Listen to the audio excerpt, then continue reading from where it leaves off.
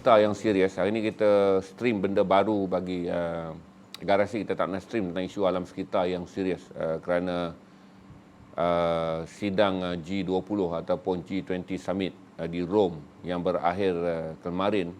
Juga saya update saudara tentang keputusan besar yang mereka putuskan mengenai alam sekitar. Dan mulai semalam di Glasgow, Scotland, persidangan menteri-menteri alam sekitar diadakan dengan pembabitkan 200 negara. Saya rasa antara yang terbanyak penyertaan tahun ini itu 200 negara. Kami sedang mencari seorang pakar yang boleh datang membantu kita memahami isu alam sekitar secara bahasa rakyat. Kerana banyaknya adalah tokoh akademik yang saya tengok video-video mereka dan juga penulisan mereka. Kalau saya jemput pun mungkin akan mencetuskan krisis jegen ataupun krisis pembentangan akademik yang tak relevan dengan keperluan komuniti ataupun demografi Facebook. Ini yang selalu besar kita alami krisis, tuan-tuan. Kita mempunyai ramai golongan yang mempunyai pengetahuan. Tetapi tak boleh kita bawa ke Facebook kerana bahasa yang mereka menggunakan adalah bahasa kampus atau bahasa akademik ataupun bahasa pengajian tinggi. Jadi saya tengah fikir siapa yang sesuai. Research pun kebanyakannya saya fikir kalau saya dah tengok nama-nama yang ada tu, kalau saya bawa, kemungkinan pembentangannya akan menjadi kuliah online yang menyebabkan saudara rasa macam saudara sedang mengikuti kuliah online pula, PDPR. Tuan-tuan dan puan-puan, pada tahun 1880, kalau ini adalah data sains yang dikeluarkan pada tahun 1880 hingga 2012, berarti 132 tahun. Dalam tempoh 132 tahun, data sains telah membuat kajian bahawa suhu dunia telah meningkat 0.5 darjah Celsius. Jadi hanya 0.5 darjah Celsius bagi tempoh 132 tahun telah mencetuskan banyak fenomena baru di dunia. El Nino mula dikesan pada tahun 1987 dan kemudian datang je dengan equinox.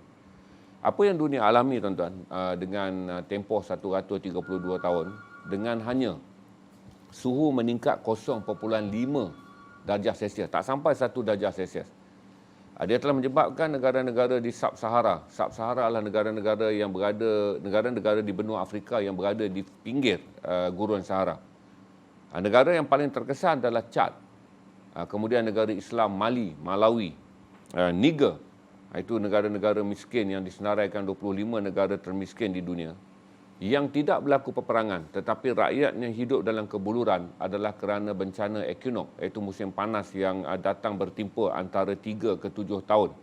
Bagi pusingan bermula 1987 mengalami kemusnahan hasil pertanian. Apabila hasil pertanian musnah, negara-negara ini kehilangan punca makanan yang berasaskan ekonomi sara diri. Dan kemudian dia merebak pula kepada negara-negara yang kemudiannya juga kehilangan hasil pertanian tapi diburukkan lagi oleh peperangan, iaitu Ethiopia dan juga Somalia. Kemudian merebak juga kepada Djibouti. Jadi ini, tuan-tuan, memberi gambaran bagaimana data yang daripada 1880 hingga 2012 saja telah menyebabkan 200 juta masyarakat dunia hidup dalam krisis kelaparan dan kebuluran akibat satu, perubahan suhu yang telah mencetuskan fenomena kemusnahan hasil pertanian. Yang kedua, dicampur dengan peperangan di negara yang mengalami 2 kali bencana, iaitu bencana cuaca dan bencana kemanusiaan. Tuan-tuan boleh bayang, data mengatakan pula menuju tahun 2100. Menuju tahun 2100. Jadi dalam tempoh 132 tahun, suhu hanya meningkat 0.85 darjah Celsius. Tapi menuju tahun 2100, suhu akan meningkat 6 darjah Celsius. Berarti dunia akan semakin panas. Apa yang terjadi apabila dunia semakin panas? Berarti glasier yang berada di Antartika akan mula mencair. Dan suhu laut, kadar air laut akan meningkat tinggi. Apabila kadar air laut meningkat tinggi, satu, dia mencetuskan haba yang akan mencetuskan kemarau yang teruk dan juga tengkujuh yang teruk. Yang kedua, peningkatan air laut akan menenggelamkan sebahagian pantai dan daratan di negara-negara yang menghadap lautan. Tuan-tuan boleh tahu dah apa yang tuan-tuan yang tinggal di Johor akan tahu banyak kawasan di Batu Pahat yang tenggelam. Tuan-tuan yang tinggal di Terengganu terutamanya. Kerana beberapa memori saya di Terengganu pada tahun 1987 hingga 1989, memori itu dah tak ada kerana kawasan tersebut telah pun tenggelam. Mereka yang tinggal di Batu Pahat, ada yang sebahagiannya hanya pulang dan menghadap pantai. kerana kampung halaman mereka kini telah berada dalam laut. Jadi saudara, generasi yang masih lagi wujud hari ini, yang melihat kampungnya tenggelam, bukan kerana pembinaan empangan, tetapi kerana hakisan laut yang telah menenggelamkan tanah pantai. Jadi kita bayangkan tuan-tuan, kalau suhu hanya naik 0.85%, dan kemudian dalam tempoh 80 tahun daripada sekarang menuju tahun 2100, suhu akan naik 6 darjah Celsius.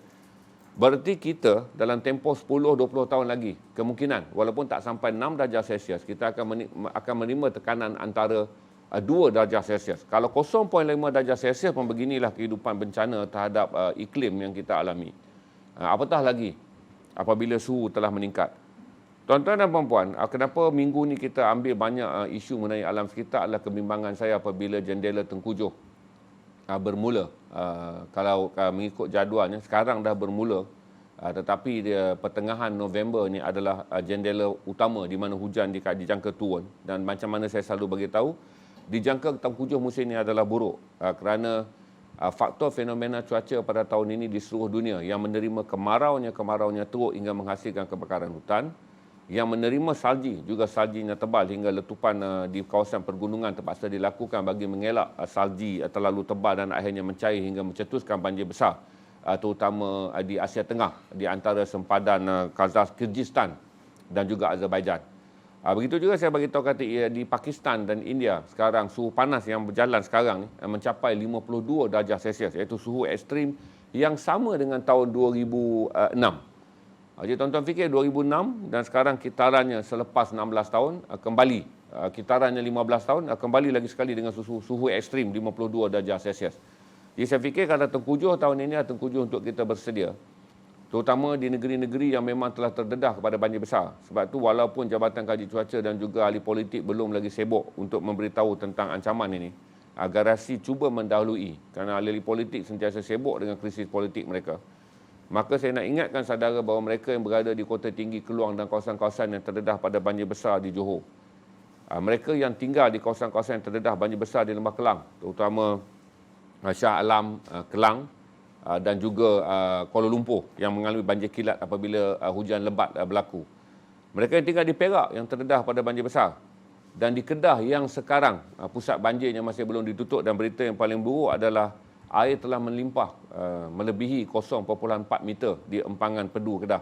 Berarti limpahan air ini walaupun belum lagi mencetuskan banjir besar, tetapi kita kena ingat limpahan ini berlaku ketika Tengkujuh belum memuncak.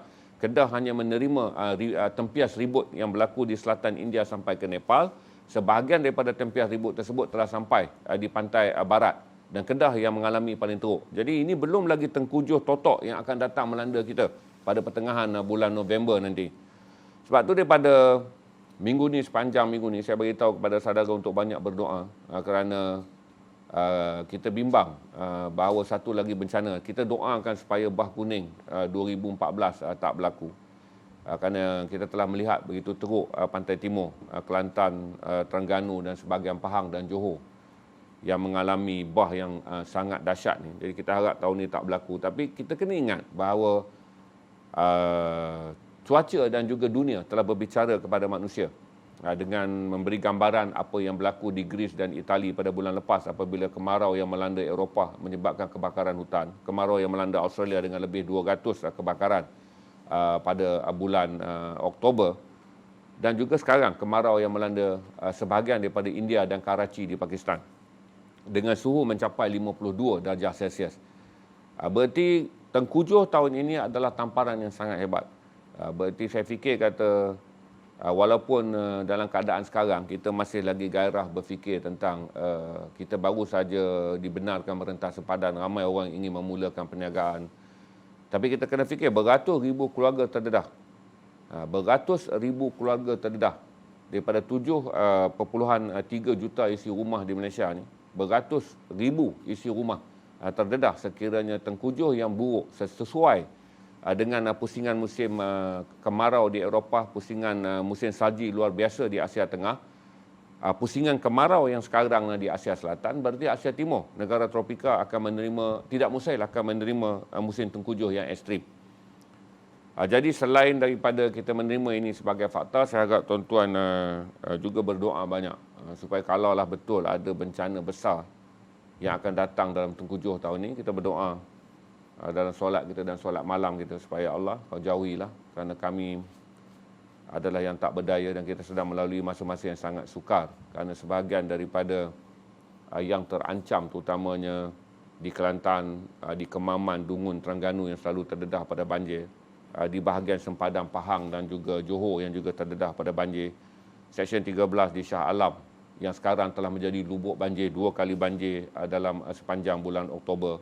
Mereka yang tinggal di Bagan Datuk, Perak, yang tinggal di Kedah, terutama di Yan, dan juga yang berada di sekitar kaki Gunung Jerai.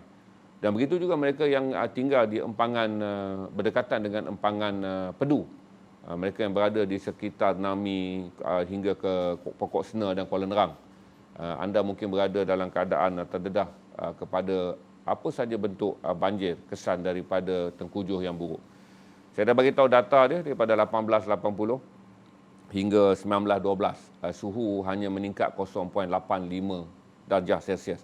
Tetapi menjelang 2100, dalam tempoh 80 tahun berbaki ni, suhu akan meningkat 6 darjah Celsius. Berarti berapa kali ganda tu? 132 tahun naik 0.85. 80 tahun akan naik lagi 5.15 darjah. Tuan-tuan dan puan-puan, saya bagi tahu juga pada tuan-tuan, kajian menunjukkan daripada 1901 hingga 2012. Ini data dia, 1901, 2012. Ada boleh rujuk je data ni, apa yang dipanggil sebagai perubahan suhu dunia. Pada 1901 hingga 2012, satu kajian data telah dibuat untuk melihat mengenai perubahan ketinggian paras laut. Paras laut hanya meningkat pada 0.19 meter. Berarti 0.19 meter. Bagi tempoh kajian 110 tahun. Tapi tuan-tuan boleh bayangkan untuk 80 tahun baki terakhir ni, air akan meningkat 1 meter. 1 meter paras laut tuan-tuan, tuan-tuan kena ingat 0.20 meter pun telah menenggelamkan sebahagian daripada pantai di Batu Pahat. Telah menyebabkan hakisan teruk di Kuala Terengganu. Mereka yang tinggal di pantai Tok Bali pun tahu hakisan. Siapa yang tinggal di kawasan pantai akan tahu ni, saudara kehilangan begitu banyak tanah pantai yang dulunya tempat saudara bermain, kampung halaman ataupun tempat bot menjadi pelabuhan. Sekarang pelantarnya telah hilang 100-200 meter ke kawasan darat. Berarti apa yang akan dialami dunia akan menuju kepada kemusnahan yang paling teruk. Jadi hari ini saya peringatkan jangka panjang, kerana secara jangka pendeknya 2 minggu daripada sekarang kita akan berhadapan dengan Tengkujuh. Dan Tengkujuh yang akan datang ini bukanlah Tengkujuh yang boleh kita anggap berlaku kerana hal-hal yang bukan fenomena. Tapi dia adalah fenomena yang dunia telah bercakap kepada manusia melalui bahasa suhunya. Tetapi kita kurang memahami dan kita kurang mengambil endah kerana kita menganggap bahawa begini tuan-tuan, tak boleh nak anggap lagi kata kerana nanti sistem peparetan. Kita tak boleh lagi nak menganggapnya kerana ini adalah longkang yang tak dicuci. Kerana air yang akan datang ke dalam Tengkujuh adalah di luar keupayaan mana-mana sistem saliran untuk menampungnya.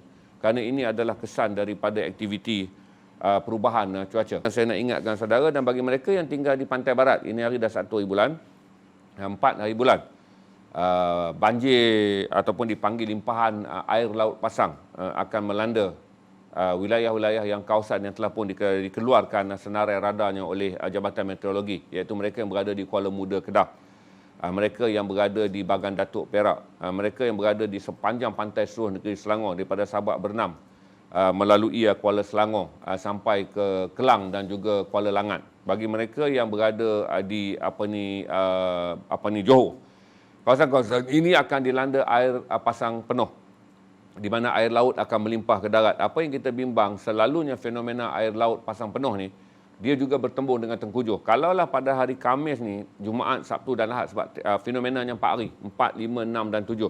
Kalau dalam tempoh 4 hari ni tuan-tuan, sehari saja berlaku hujan lebat di pantai barat.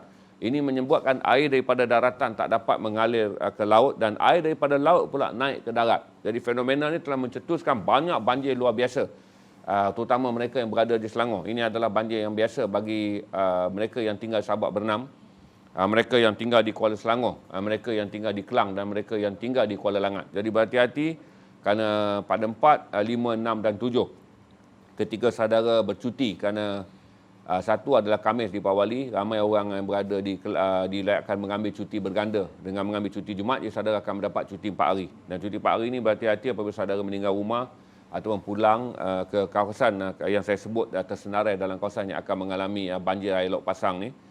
Dan berhati-hati juga bagi mereka yang menjadualkan aktiviti pantai. Hindarkan aktiviti pantai kerana ini adalah aktiviti yang berbahaya. Itu saja yang saya update saudara hari ini mengenai alam sekitar serta kekecewaan saya kerana Yang Berhormat Tuan Ibrahim Tuan Man selaku Menteri Alam Sekitar tidak berada di Glasgow, Scotland ketika 200 pemimpin yang mengetuai isu alam sekitar sedang berbincang dan juga mencari penyelesaian sumbangan sedikit demi sedikit yang mereka boleh lakukan untuk memastikan kelestarian dunia menjadi lebih baik. Untuk pengetahuan saudara, selain daripada G20 atau persidangan Summit G20 yang melibatkan 20 negara ekonomi dan negara pengguna terbesar yang Malaysia bukan ahlinya, Malaysia bukan anggotanya. Persidangan tersebut Rusia telah mengeluarkan kenyataan yang dipersetujui oleh kesemua yang hadir bahawa usaha yang dilakukan oleh masyarakat dunia dalam menangani pencemaran gas rumah hijau ni adalah sangat minimum. Apabila Rusia membentangkannya, Presiden Vladimir Putin membentangkannya, kesemua negara anggota bersetuju bahawa peranan yang dimainkan amat kecil. Habis saja dengan G Summit yang juga selain bercakap tentang isu cukai, G20 Summit juga bercakap tentang isu alam sekitar. Kemarin persidangan alam sekitar diadakan di Glasgow. Daripada Rome, G Summit habis saja di G20 Summit habis di Rome, dia sambung di Glasgow dengan khusus alam sekitar buat. Selalunya masalah kita akan kata apa? Kita akan kata ini adalah di luar kemampuan. Tetapi apabila setiap kali kita menjadi mangsa, kita akan mencari siapa yang untuk disalahkan. Setiap kali diminta berfikir dan berusaha, kita mengatakan ini adalah di luar kemampuan. Setiap kali menjadi mangsa, kita akan mencari kambing hitam untuk dipersalahkan.